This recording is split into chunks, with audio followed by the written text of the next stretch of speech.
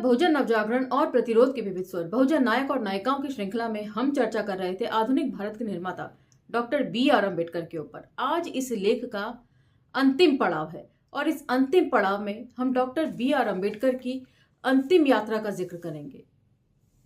हजारों लाखों लोगों के मुक्तिदाता डॉक्टर B.R. अम्बेडकर, हजारों लाखों लोगों ने अपने मुक्तिदाता को इस अंतिम यात्रा में किस तरह श्रद्धांजलि अर्पित करी, उसका आज हम जिक्र करेंगे। तो चलिए मेरे साथ।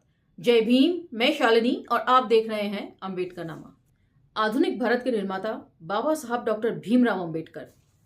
टॉपिक 4, डॉक्टर अम्बेडकर की अंतिम यात्रा। डॉक्टर अम्बेडकर ने अपने पहले गुरु बुद्ध को मुक्तिदाता नहीं बल्कि मार्गदाता ही कहा था। भले ही डॉक्टर अम्बेडकर किसी को मुक्तिदाता बनाने के विरोधी रहे हों, लेकिन करोड़ों दलित डॉक्टर अम्बेडकर को अपने मुक्तिदाता के रूप में याद करते हैं। दिन प्रतिदिन उनके अनुयायियों की संख्या बढ़ती ही जा रही है।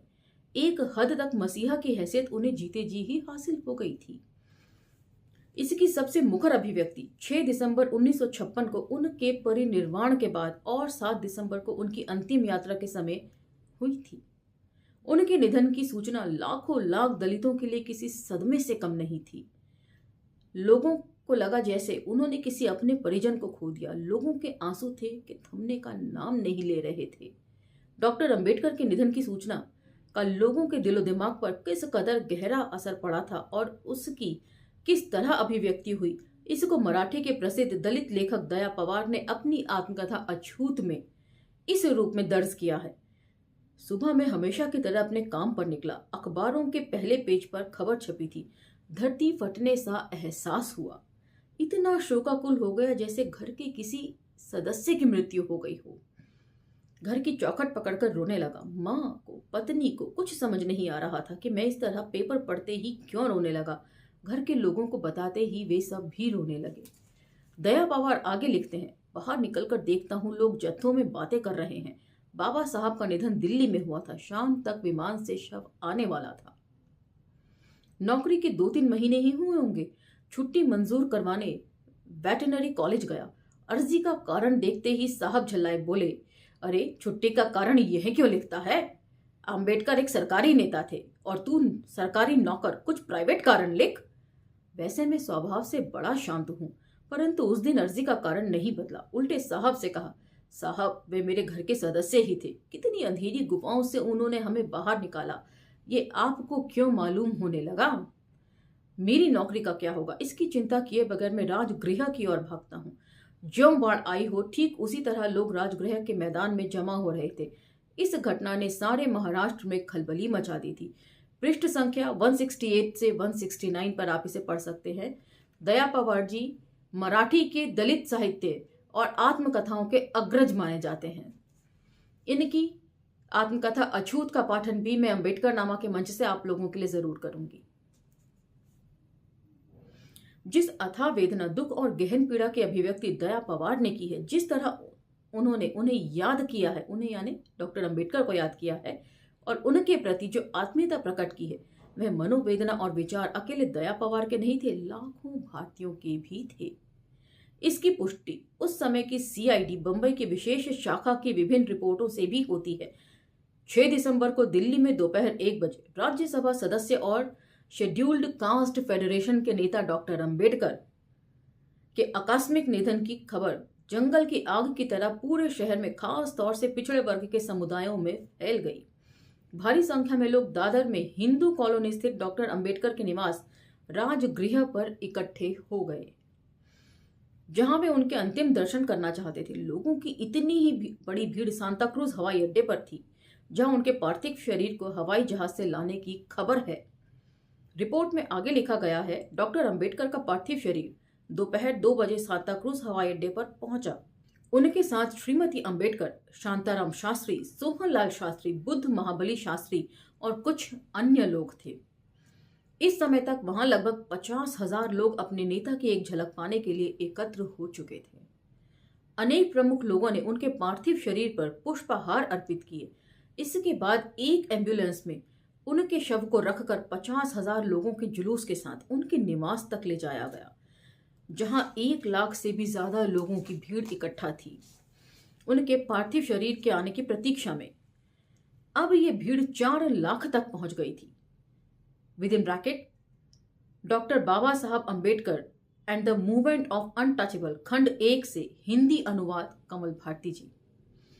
डॉक्टर अंबेडकर के जीवनीकार धनंजय कीर और उनकी अंतिम यात्रा के बारे में लिखते हैं कि उत्तर बंबई का सारा यातायात 5 घंटे बंद पड़ गया था। उस महापुरुष के दर्शन के लिए इतने बड़े प्रशस्त मार्ग पर दोनों तरफ चींटियों की भांति लोग भीड़ लगाकर खड़े थे।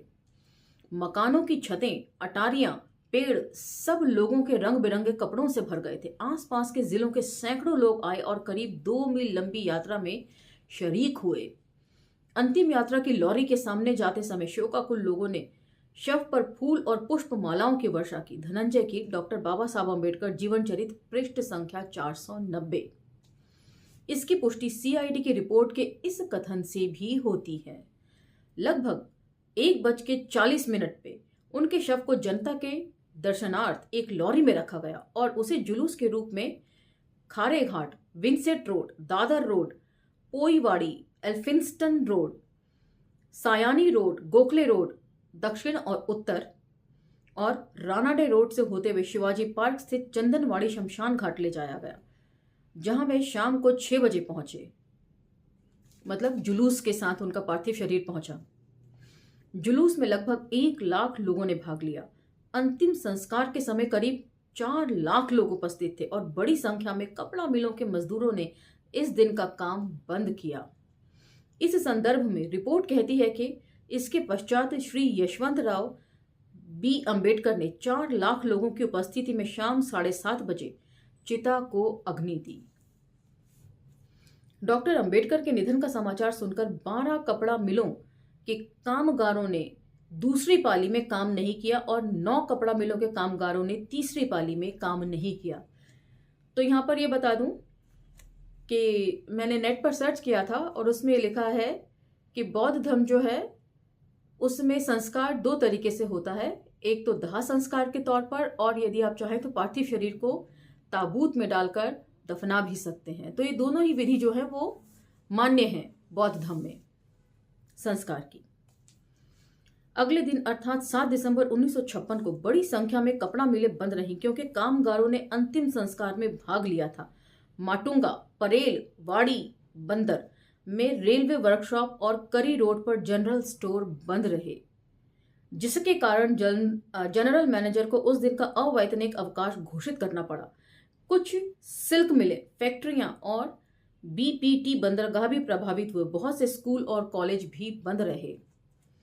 यही रिपोर्ट बताती है कि 9 दिसंबर 1956 को डॉक्टर अंबेडकर को श्रद्धांजलि अर्पित करने के लिए एक कार्यक्रम में भदंत आनंद कौशलयायन की अध्यक्षता में शिवाजी पार्क शमशान घाट मैदान में आयोजित किया गया। वहां लगभग 2 लाख लोग उपस्थित थे।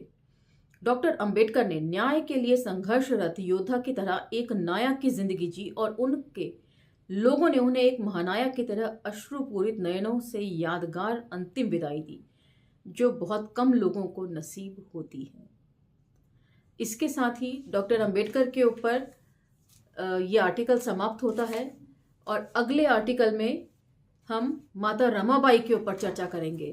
अमूमन उनके बारे में बहुत कम जानकारी हासिल है, तो अगले एपिसोड में हम माता रमाबाई को ही के बारे में जानकारी के ऊपर चर्चा करेंगे। इसके साथ ही मुझे आज्ञा दीजिए और अंबेडकर नामा को लाइक, शेयर, सब्सक्राइब करते रहिए और इन वीडियोस को ज़्यादा से ज़्यादा लोगों तक पहुंचाइए। मिलते हैं अगले एपिसोड में। धन्यवाद।